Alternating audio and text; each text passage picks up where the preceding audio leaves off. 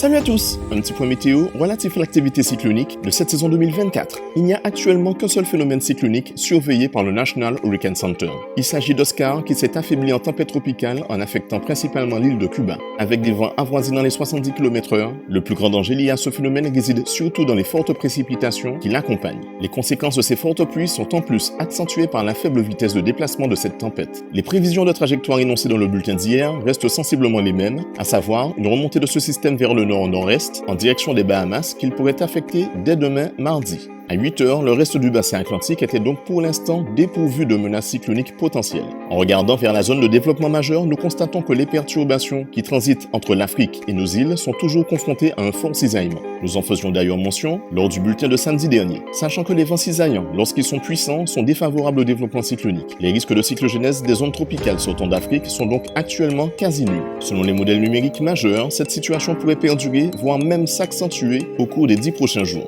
Et cela particulièrement au centre et à l'est de la région tropicale de l'océan Atlantique. Mais sachant que les prévisions à long terme concernant le cisaillement doivent être prises avec parcimonie, nous garderons de temps à autre un petit coup d'œil sur le temps. D'autant que notre attention pourrait aussi être amenée à se porter sur la mer des Caraïbes. Mais nous en reparlerons au travers de notre bulletin si nécessaire. En attendant, c'est tout pour aujourd'hui. Excellente journée à vous, à bientôt.